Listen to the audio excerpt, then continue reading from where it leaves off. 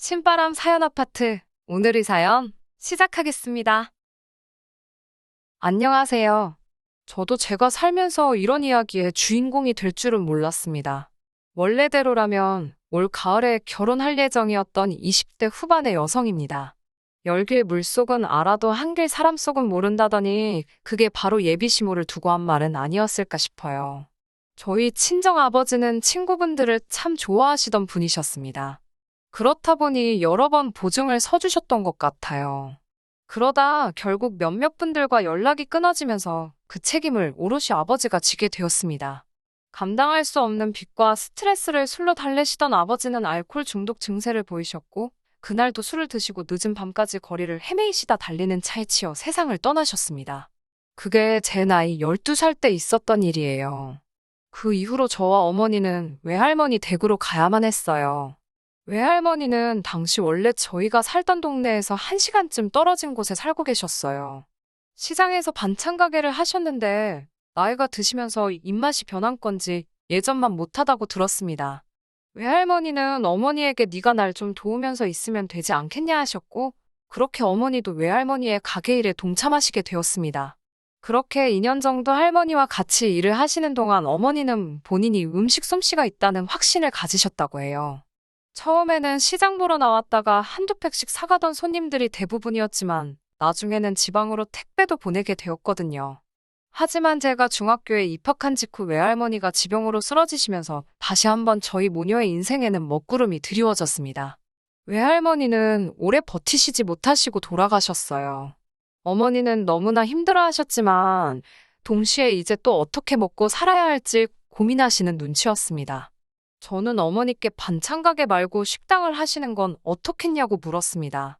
어머니도 혼자서 그 많은 반찬을 할 수도 없는 노릇이고, 그렇다고 남에게 맡기자니 믿을 수가 없다 하시면서 그럼 한 가지 메뉴만 파는 식당을 해볼까 하시더라고요. 그렇게 저희 어머니는 해장국 집을 열었습니다. 매일 밤 더 맛있는 해장국을 끓이시기 위해 돼지뼈들과 씨름하시는 어머니를 보며 저 역시 열심히 공부를 했어요. 그리고 어머니는 운 좋게 택시회사와 공사장이 밀집한 지역에 가게를 낼 수 있었습니다.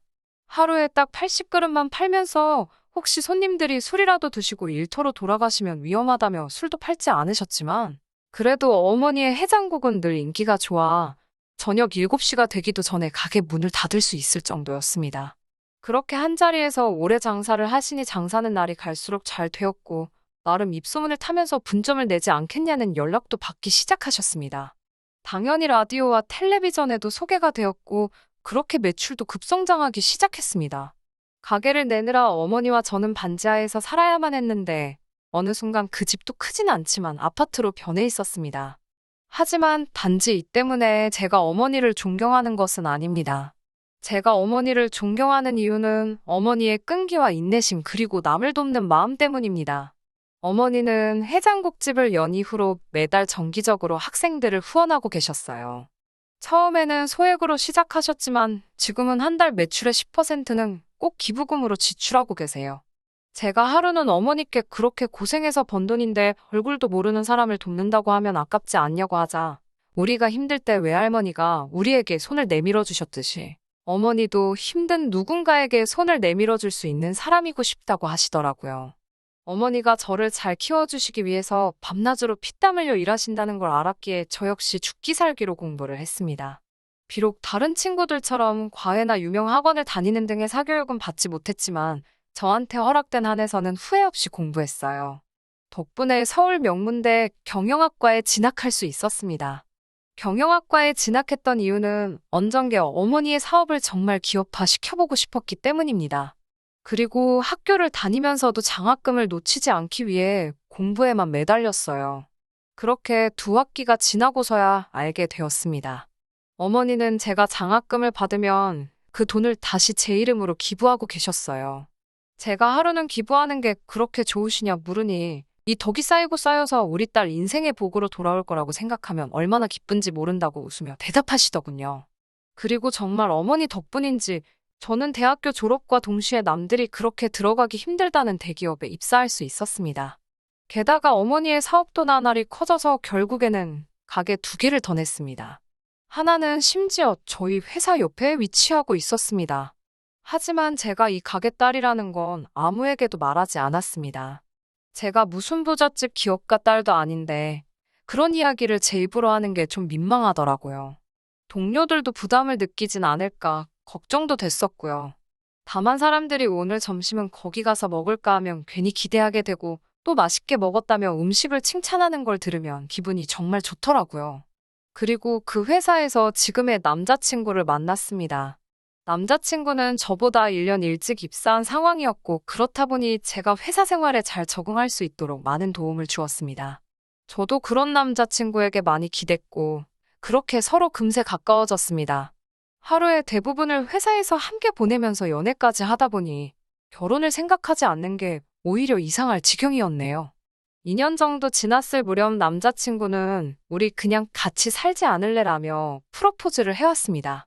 어머니는 이미 제가 만나는 사람이 있다는 건 알고 계셨기에 제가 프로포즈를 받았다고 했을 때 정말 좋아하셨습니다. 하지만 저에게 혹시 그 집에서 우리 딸을 반대하면 어쩌지라며 걱정을 하시더라고요. 그래서 제가 왜 나를 반대하냐고 물으니 어떤 집들은 아빠 없이 컸다고 하면 싫어하는 것 같더라라며 말끝을 흐리시더군요. 아빠가 없는데도 아빠 있는 친구들보다 더 멋있게 컸는데 그럼 오히려 더 좋아하셔야 하는 거 아니냐며 제가 신경 쓰지 마시라고 말씀드렸어요. 어머니는 나는 우리 딸이 어딜 가든 사랑받는 사람이면 좋겠다며 좋은 남자 만나서 시부모님 사랑 듬뿍 받고 살아야 된다고 하시더군요. 저는 어머니께 정확히 기억은 안 나는데 남자친구네 부모님도 기부도 많이 하시고 어려운 사람도 돕고 하시는 좋은 분들이라고 했던 것 같으니까 걱정하지 마시라고 했어요. 인사 잘 드리고 오겠다고요. 어머니의 걱정을 뒤로하고 저는 과일 바구니와 꽃을 사들고 시댁에 갔습니다. 그동안 남자친구의 씀씀이나 하고 다니는 모습을 통해 어느 정도 사는 집 아들이라는 건 짐작하고 있었는데 역시나 중산층 이상은 되는 것 같았어요. 집에 들어서니 예비 시모가 반갑게 맞아주셨습니다. 처음에는 분위기가 괜찮았어요. 하지만 아버지가 어렸을 때 돌아가셔서 어머니와 단 둘이 살았다고 하니 시모 안색이 싹 바뀌었습니다. 그럼 먹고 사는 건 어떻게 해결했냐고 해서 어머니가 작은 식당을 하셨다고 했습니다. 여전히 예비 시모의 표정은 좋지 않았습니다. 그걸 눈치챈 예비 시부와 남자친구가 그래도 참 대단하시다며 어떻게 여자 혼자 몸으로 딸을 이렇게 훌륭하게 키우셨는지 아주 멋진 분이신가 보다며 상황을 수습하려 하더군요. 하지만 예비 시모는 계속해서 여자 혼자서 키웠는지 누가 도와줬는지는 아무도 모를 일 아니냐며 묘하게 저희 친정어머니를 깎아내리듯 말씀을 하셨습니다. 저는 저희 어머니는 남에게 아쉬운 소리 한 적 없이 혼자 힘으로 저를 키우신 게 맞다고 정중하게 다시 한번 말씀드렸어요. 그러자 예비 시모가 절 노려보더군요. 집으로 돌아와서 이 결혼을 하는 게 맞나 싶은 생각이 들었습니다. 하지만 친정어머니께 오늘 무슨 일이 있었는지 말씀을 드리면 괜히 더 걱정하시고 속만 상해하실 것 같아서 아무 말도 하지 않았습니다. 그저 예쁘게 잘 봐주셨고 식사 맛있게 하고 왔다 이렇게만 알려드렸습니다. 그리고 얼마 뒤 서울 모 한정식 집에서 상견례를 하게 되었습니다. 자리에 도착하니 예비시부와 남자친구는 와 있었는데 예비시모는 아직이더라고요. 어디 가셨냐고 물으니까 남자친구도 모르겠다면서 초조해하고 있었어요. 그리고 상견례를 시작하기로 했던 시간보다 10분 정도 지났을 무렵 예비시모가 도착했습니다. 예비시모는 장소를 누가 골랐냐면서 자기는 강남밖에 몰라서 한참 헤맸다며 짜증 섞인 불만을 토해냈어요. 본격적으로 이야기가 시작되면서 예비시부가 먼저 저희 어머니에게 듣자 하니 혼자 힘으로 따님을 저렇게 훌륭하게 키우셨다면서요 라고 말을 건넸습니다. 저희 어머니가 자식 위해서라면 못할 게 없지요 라고 하자 예비시부도 그래도 대단하십니다. 우리 안 사람이라면 그렇게 할 수 있었을까 모르겠네요 라며 농담을 건넸어요. 그러자 예비 시모가 눈을 동그랗게 뜨면서 여보는 내가 평소에 얼마나 품위를 따지는지 모르냐면서 어떻게 여자가 혼자 남자들 상대로 장사를 하냐고 그러는 거예요.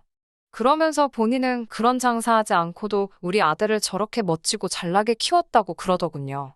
게다가 자기는 지금 자선 사업을 하는 사업가라면서 사업이 참 어렵답니다라고 저희 어머니께 한마디 하더라고요. 일개 장사랑은 수준이 다르지요라고 덧붙이면서요. 예비시모가 한마디 한마디 할 때마다 예비시부와 남편이 어쩔 줄 몰라 하더니 급기야 남편이 엄마 왜 그러냐면서 그만하시라고 한마디 하더라고요. 그러자 예비 시모가 넌 내가 없는 말을 한 것도 아닌데 뭘 그렇게 절절매냐면서 평소에 너 우리 아들한테 짜증을 혹시 많이 부리니? 라고 물으시는 거예요. 제가 아니라고 대답하려고 하는데 그럴 틈도 없이 또 하신다는 말씀이 원래 사랑을 많이 못 받고 자라면 애들이 좀 예민하다고 하더라고요 라면서 저희 어머니께 한마디 하는 게 아니겠어요. 저는 도무지 이 상황이 이해가 안 돼서 혹시 제가 마음에 안 드시냐고 물었습니다. 그러자 테이블 밑으로 저희 어머니가 제 손을 꼭 잡으면서 괜찮다는 신호를 보내셨어요. 본인은 괜찮으니까 시모될 분에게 밉보이지 말라는 말씀이셨죠. 예비 시모가 너 지금 뭐라고 했냐고 한마디 하려는 찰나에 예비 시모와 남자친구가 다들 그만하라면서 예비 시모에게 당신답지 않게 오늘 말을 왜 그렇게 막 하냐고 한마디 하시더군요. 그러자 예비 시모도 입을 삐축거리면서 아들이 장가 간다니까 서운해서 그런가 보더라고 꼬리를 내리더라고요. 그렇게 밥이 코로 넘어가는지 목구멍으로 넘어가는지도 모르게 먹으며 상견례 자리를 마치고 집으로 돌아왔어요. 제 기분이 상한 것보다 어머니가 상처받지 않으셨을지 많이 걱정이 되더라고요. 하지만 어머니는 예비 시모도 소중하게 키운 아들이 남주기 아까워서 그러는 걸 거라며 이해하라고 오히려 저를 달래주셨습니다. 다들 자기 눈에는 자기 자식이 최고라서 그런 거라고요. 그리고 이튿날 회사에서 한참 일을 하고 있는데 모르는 번호로 전화가 걸려왔습니다. 받아보니 예비심 오더라고요. 지금 회사 앞 카페에 와 있으니 잠깐 나와보라고 하셨습니다. 30분 있으면 회의란 마음은 급한데 남자친구도 안 보이고 어쩔 수 없이 얼른 인사만이라도 드리고 와야겠다 싶어서 카페로 향했어요. 카페에 도착하니 예비시모가 내가 전화한 지가 언젠데 이제서야 오냐면서 바로 짜증을 내더라고요. 그러더니 가방에서 종이 한 장을 꺼내 제 앞에 들이밀었습니다. 이게 뭐냐고 물으니 보면 모르냐면서 우리 아들이랑 결혼할 거면 이 정도는 해오라고 하시는 거예요. 제가 이런 건 상견례 자리에서 이야기하셨으면 좋았을 텐데 왜 이렇게 따로 주시는 거냐고 물었습니다. 그러자 너도 알다시피 우리 집 남자들이 물러 빠져서 내가 이렇게 따로 챙기는 거라고 하셨습니다. 그러면서 너도 보면 알겠지만 내가 그래도 너 없는 집 딸이라는 걸 알기 때문에 줄이고 줄였으니까 이것도 못할 것 같으면 그냥 우리 아들 옆에서 떨어지라고 하시더군요. 저는 당장이라도 알겠습니다. 이 결혼 그냥 안 하겠습니다. 하려다가 그래도 남자친구한테 자기 어머니가 어떤 사람인지는 알려야겠다 싶어서 일단 알겠다고 하고 종이를 챙겼습니다. 예비 시모는 저에게 행여나 자기 아들한테 말할 생각이면 꿈도 꾸지 말라고 그런 소리 해봤자 걔가 지 엄마를 믿지 널 믿겠냐면서요. 그날 밤 어떻게 하면 좋을지 밤새 고민을 하고 있으니 어머니가 무슨 일이 있었냐며 저에게 솔직히 털어놓아 보라고 하시더군요. 어머니를 걱정시키는 것은 죽기보다 싫었지만 그래도 이 상황을 어떻게 현명하게 해결해 나가는 게 좋을지 모르겠기에 결국 사실대로 털어놓고 말았습니다.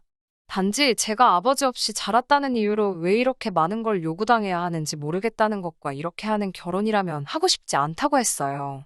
묵묵히 들어주시던 어머니는 결국 눈물을 보이시며 아무리 부족함 없이 키운다고 노력을 했는데도 이렇게 저를 힘들게 한다면서 어미로서 미안하다고 사과를 하시는 거예요.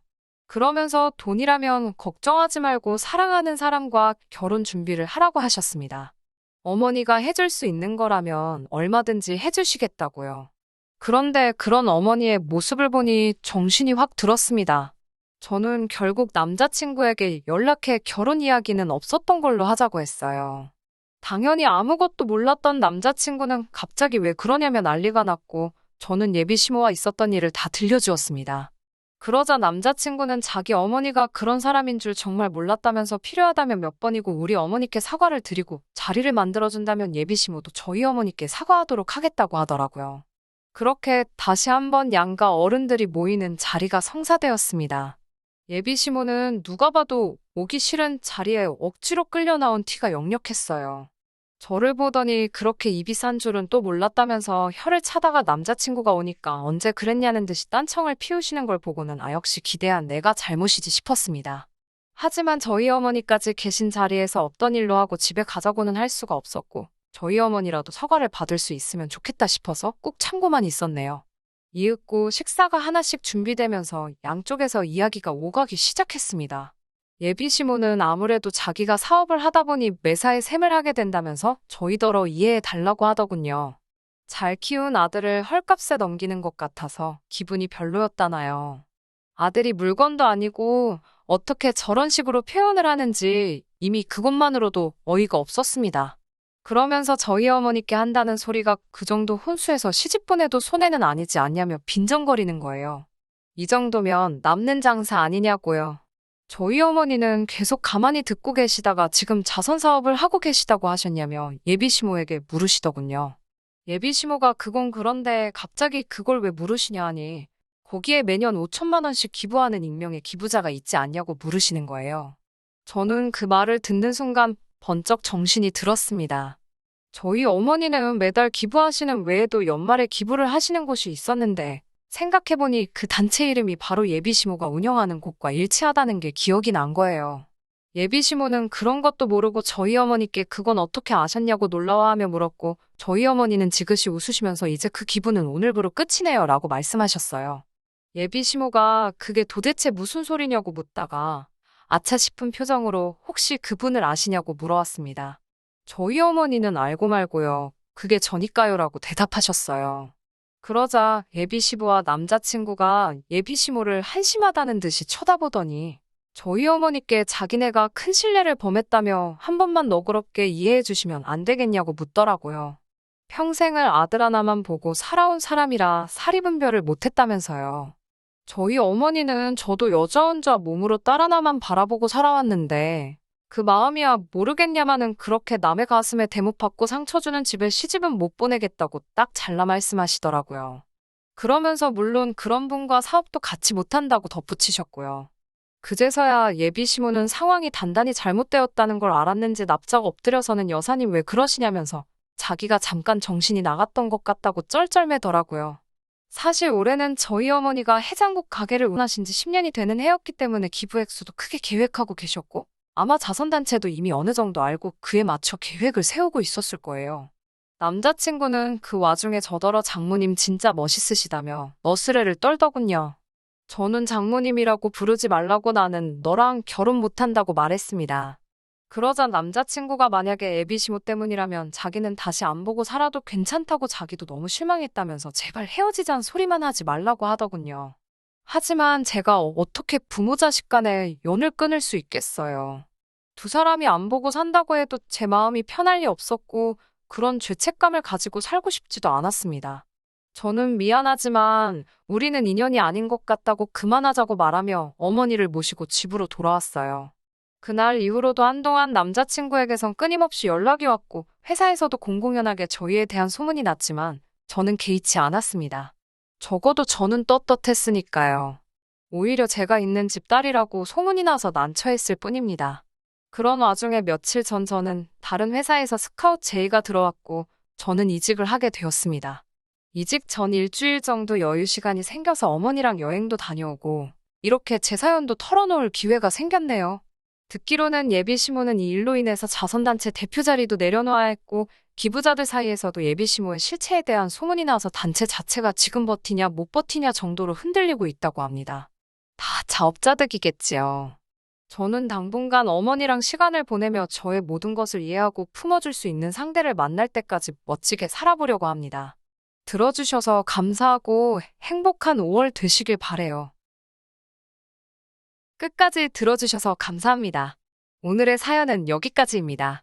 구독과 좋아요, 알람 설정 부탁드리고 더 좋은 사연으로 다시 찾아뵙겠습니다. 감사합니다.